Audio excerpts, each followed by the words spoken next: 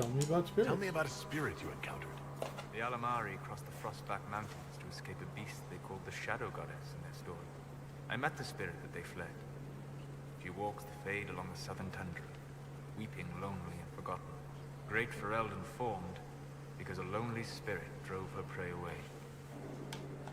Tell me about the old memories you found in the Fade. I saw a dwarf emerge into the light of day and shield his eyes against the sun. The first time he had seen it, the tears were streaming from his eyes. I thought them from the blazing light, until I saw the rock he held so tightly. Then he laid the rock down gently, and he left it as he walked away. We'll talk later. Goodbye. Greetings. I need to know more about Corypheus. You shamed him when you destroyed Haven. Spoiled his glorious victory. It would be worse to acknowledge that you had done so. He must continue on his course or show weakness. He will return to his plans to throw Olay into chaos, and then conquer it for Tevinter. We'll talk later. Goodbye.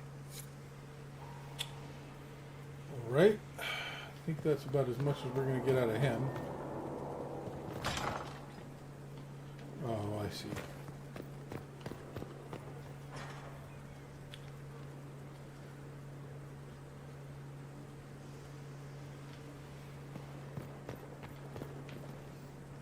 Oh, I have to talk to Dorian. That's right, because we're trying to do that family reconciliation.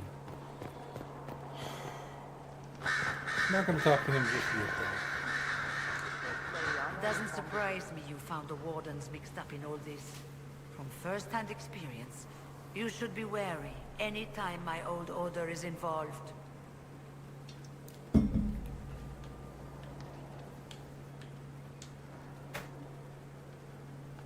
You were once a Grey Warden? Mine is an unusual circumstance, Inquisitor. Normally one is part of the Order until death. But long ago I found myself stripped of what made me a Warden. They tried to reinitiate me, but nothing worked. Nor could they figure out how it happened. So I was sent to the Circle of Magi, the first Warden ever to be kicked out.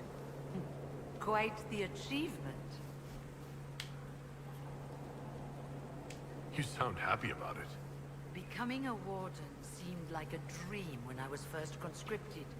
Towards the end, however, my brothers and sisters, they felt I had somehow cheated death. I was glad to leave. It also made me unique in the Circle. I had an opportunity to do more than I ever could as a Warden. You mean you began the Mage Rebellion? I think I had pushed this for our vote conversation to already, free Raiders. the Circles of Magi. But I cannot claim sole responsibility for what followed. Still, despite all the chaos, I would do it again. What happened had to happen. You're not still the Grand Enchanter, then? Any claim I had to the title ended along with the Circles of Magi, although some still call me by it. Perhaps the Circles will one day be resurrected. If so, another will take the position. Until that time, I lead my fellow mages by default. I will do what I can for them.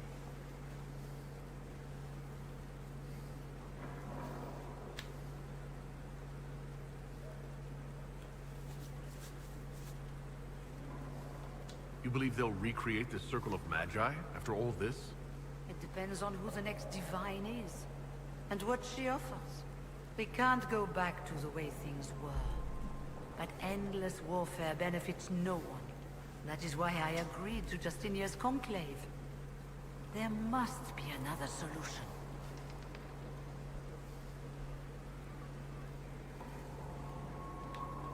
I trust everything is well with the mages?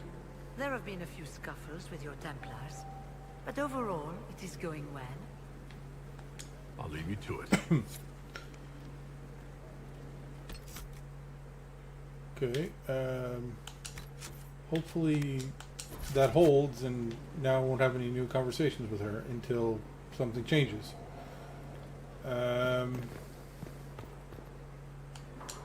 request has been made of you, Inquisitor. Here it is. What is your evaluation of how we're doing? Adequate. Based on the partial improvements to Skyhold. As you were. Yes, Inquisitor.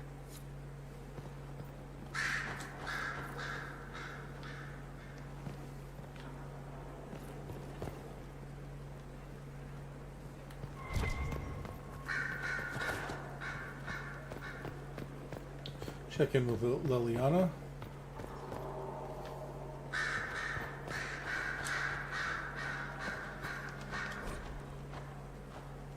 Dear Liliana, you'll be happy to learn that your friends are doing well. Oh yeah, we heard about schmooples. I really wish that I could ask her about schmooples. That would be a hilarious conversation. Schmooples and Schmooples the second. Did you need something? Anything I should know? It seems that the Orlesian army is awaiting our next move. Some of the generals are sympathetic to our cause, others are still suspicious. Our actions are under a great deal of scrutiny. I'll leave you to your work.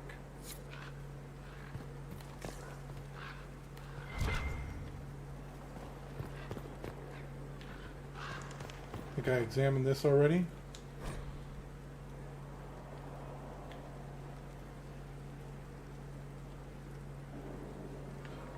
Maybe not. Baron Sadler. Baron Plucky. I don't care how many missions he's flown or how many lives his actions have saved. He is a holy terror. Nearly pecked out my eye the last time I tried to attach a message to him. All the dramatic flapping and squawking caused the sister to come over. You should have seen her when she snatched the letter from me. If I had a weaker constitution, it might have killed me on the spot.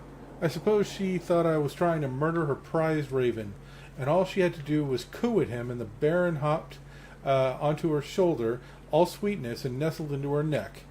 How does she do it? All the birds like her. Is it blood magic? It's blood magic, isn't it? Weaver. Yeah, it's probably blood magic. Alright.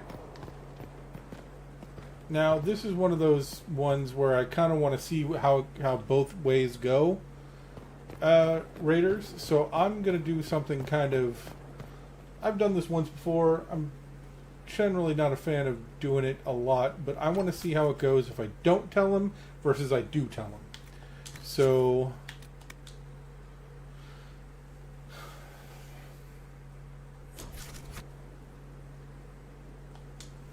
So, Alexius is dead.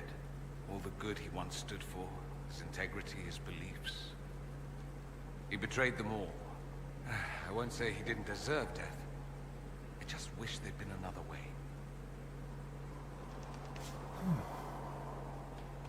I'd like to ask you about Tevinter. Popular topic. Anything specific? Corypheus is a figure out of Tevinter history. He was a magister. Yes, but that was a different time. The Imperium's power was at its peak then. The Civil War had ended. The Magisterium was united, its armies scooping up bits of Thedas like candy. The Magisters who entered the Black City. It was a demonstration of how exceptional Tevinter had become. But who were they? No one knows. There's no record of a Magister named Corypheus. All this happened 1400 years ago, before the Blight nearly wiped us out. There are no records. Today, people half believe it's all just a story. That's what I believe. We have evidence the story is very much real. But not who Corypheus is. If he even remembers. There used to be families who claimed some of those Magisters as their own. That stopped when the Chantry appeared. Then it was shameful, and the families distanced themselves from the tale.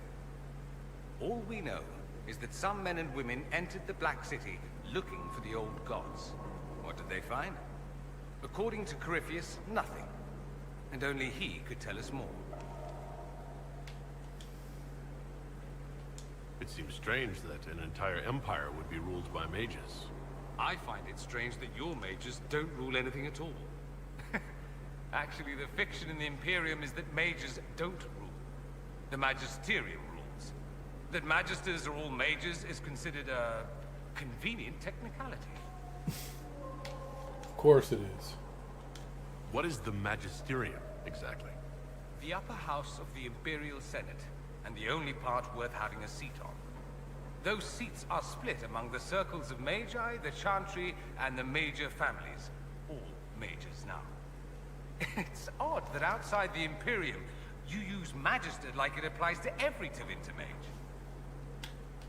If you're not a Magister, then what are you called? No special title? I'm an Altus, which is almost as good as a Magister, depending on who you ask.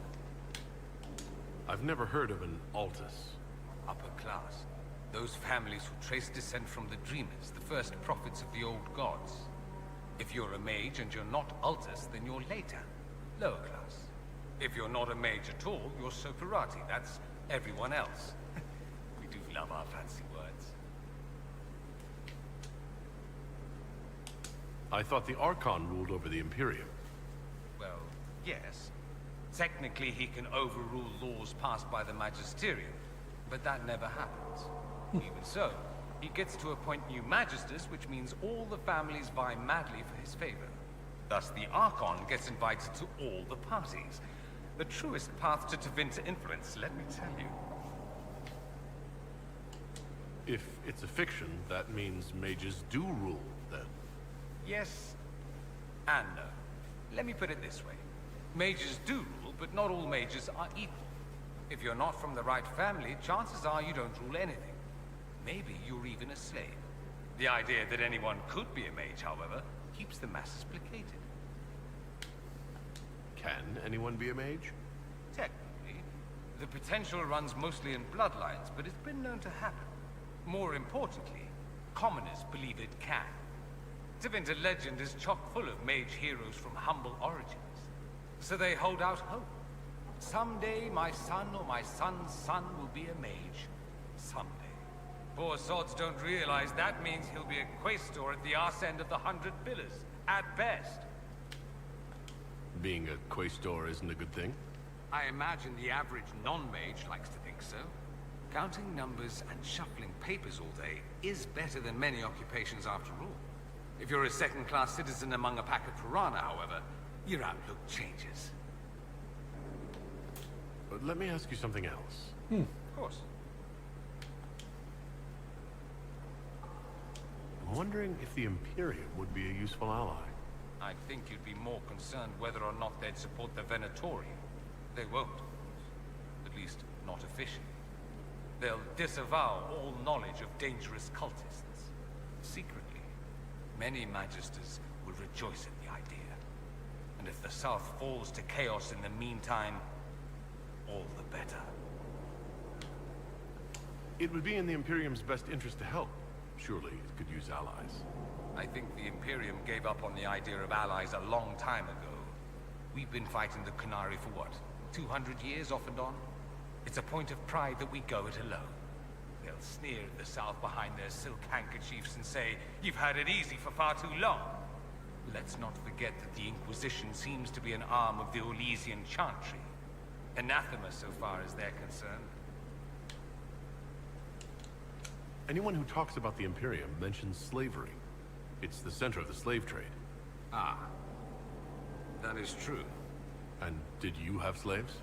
Not personally, but my family does and treats them well. Honestly, I never thought much about it until I came south. Back home, it's how it is. Slaves are everywhere. You don't question it. I'm not even certain many slaves do. I'm sorry. That's it? You don't question it? In the south, you have alienages, slums, both human and elven. The desperate have no way out. Back home, a poor man can sell himself. As a slave, he could have a position of respect, comfort, and could even support a family. Some slaves are treated poorly, it's true. But do you honestly think inescapable poverty is better?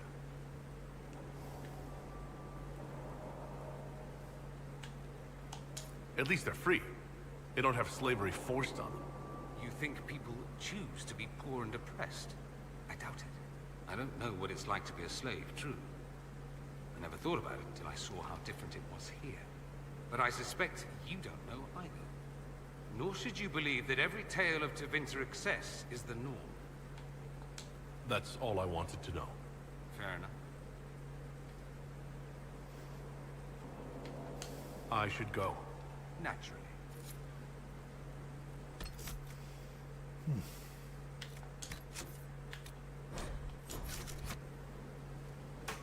The Inquisitor's work is never done, I see. Never. I'd like to ask you about Tevinter. Popular topic. Anything specific?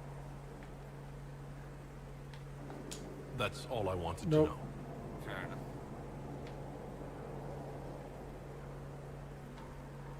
Dorian, there's a letter you need to see. A letter? Is it a naughty letter? A humorous proposal from some Antivan dowager? Not quite. It's from your father. From my father. You see. And what does Magister Hallward want, pray tell? A meeting.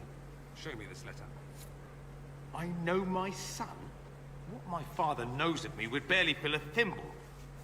This is so typical. I'm willing to bet this retainer is a henchman, hired to knock me on the head and drag me back to Tevinter. That would be hard to do while I stood there.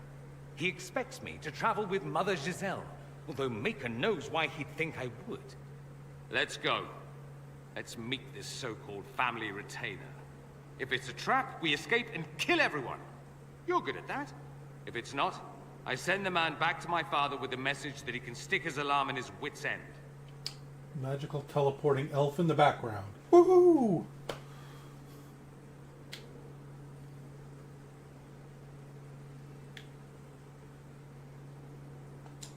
There seems to be bad blood between you and your family. Interesting turn of phrase. But you're correct. They don't care for my choices, nor I for theirs. Because you wouldn't get married? Because you left? That too. Let's go meet this retainer then. I wonder how much my father paid this man to wait around just in case I showed. We'll find out soon enough.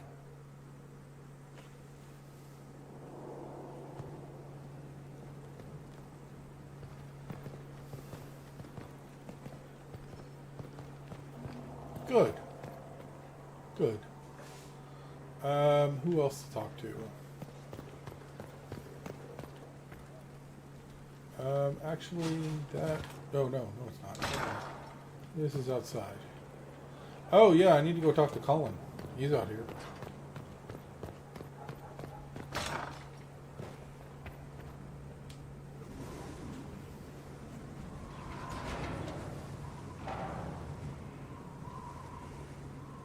As leader of the Inquisition, there's something I must tell you. Whatever it is, I'm willing to listen. Right. Thank you. Lyrium grants Templars our abilities, but it controls us as well. Those cut off suffer. Some go mad, others die. We have secured a reliable source of Lyrium for the Templars here. But I no longer take it. You stopped. When I joined the Inquisition, it's been months now.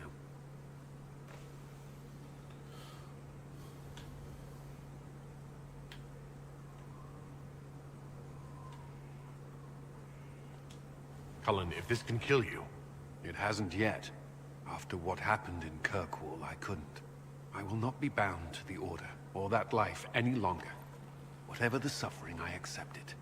But I would not put the Inquisition at risk. I've asked Cassandra to watch me. If my ability to lead is compromised, I will be relieved from duty.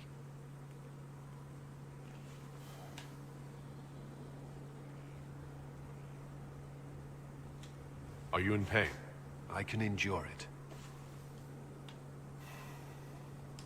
Thank you for telling me. I respect what you're doing. Thank you, Inquisitor. The Inquisition's army must always take priority. Should anything happen, I will defer to Cassandra's judgment. Good to know. Did you need More? something? You and the Red Templar's leader seem to have personal history. When I arrived in Kirkwall, Samson and I shared quarters. He seemed a decent man at first. Knight Commander Meredith later expelled Samson for erratic behavior.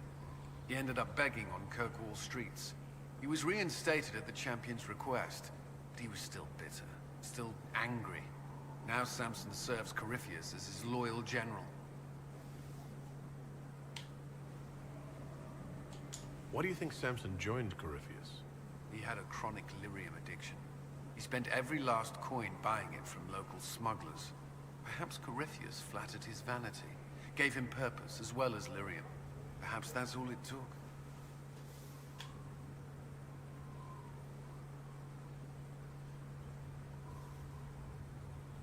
It sounds like Samson had a miserable life. The Order expelled him, but he had choices. He could have found another path. I don't understand how he became so powerful. Even with red lyrium, Samson's glory days are long behind him. At your service.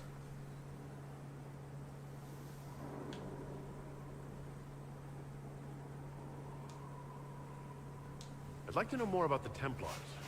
What would you like to know?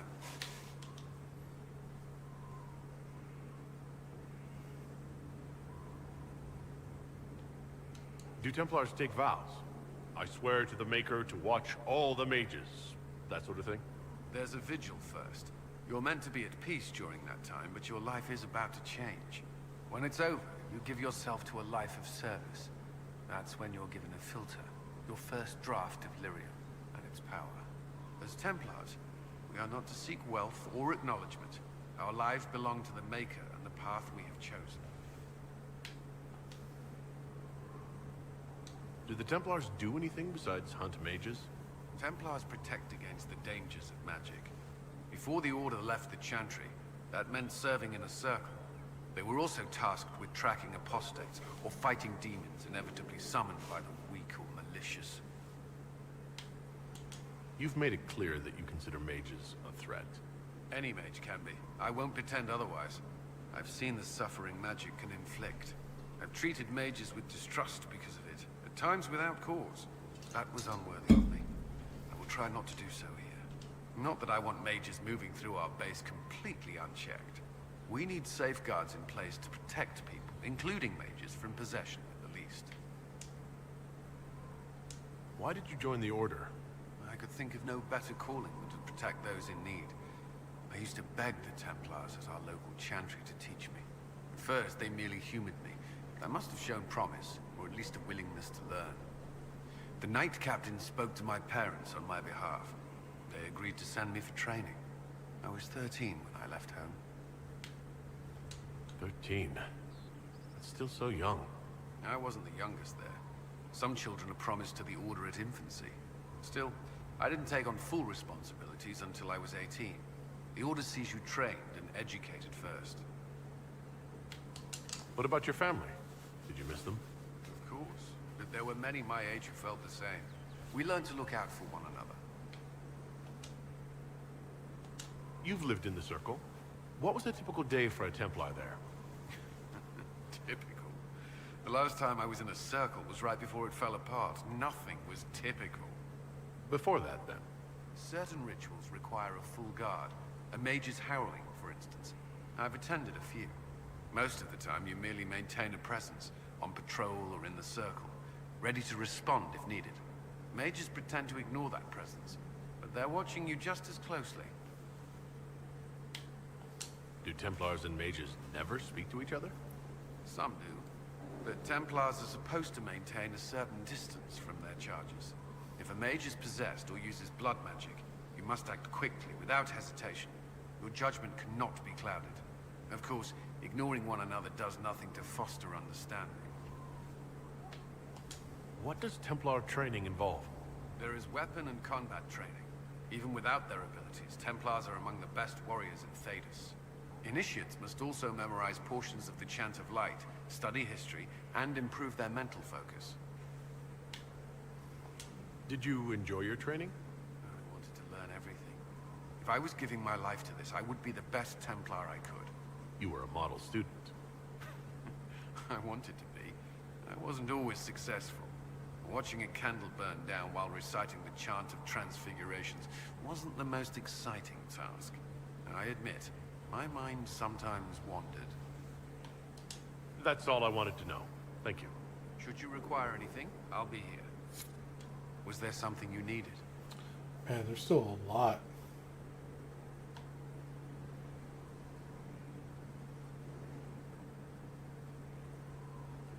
I understand there's a way I could become a Templar. Or gain the power, at least. Why would you?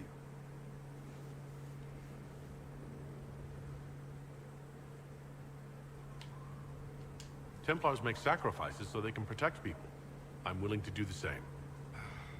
I cannot fault you for feeling as I did.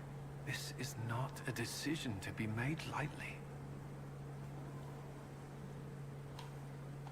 Nothing's decided yet. I won't leap with my eyes closed. I pray that's true.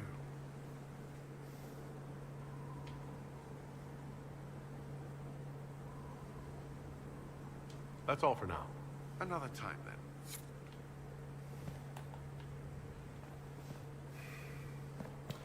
I think that's enough conversations, chat. I'm a little bit over the whole just passively talking to people. Let's go check the war table and go scout a new area to go explore. Where did demons come Find the from? strangest things in Mages. The Faith. Where did they come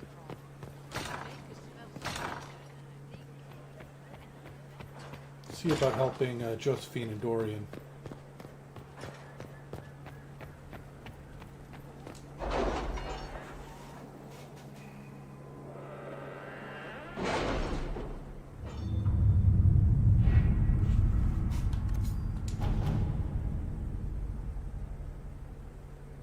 One's still going. Strike a bargain with the merchant princes. A bundle of documents at least 50 pages thick explains the trade agreement the Inquisition has entered into with the merchant princes of Antiva. Josephine has attached a note. Inquisitor, I am more than satisfied with the agreement we've reached with the merchant princes.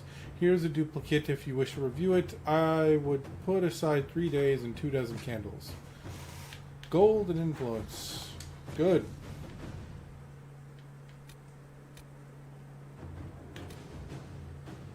Escape routes for agents. Inquisitor, the tunnels are complete and our agents slip in and out of Karabranok like shadows.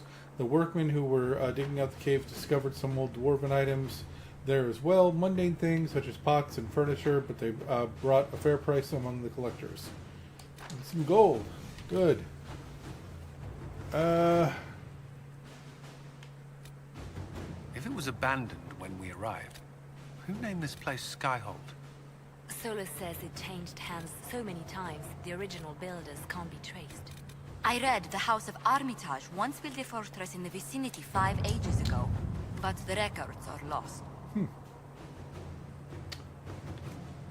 Neatly filed request form copied in triplicate and delivered to the appropriate parties. Request: an assortment of flora from southern Ferelden and eastern Orlais, including several uncommon varieties. See attached list. Tissue samples from several common herbivores. Access to accurate map of southern Thedas. And record salvage from Haven. Purpose: my predecessor, Menave, was studying... Oh, this is from Helisma? Yeah, Helisma.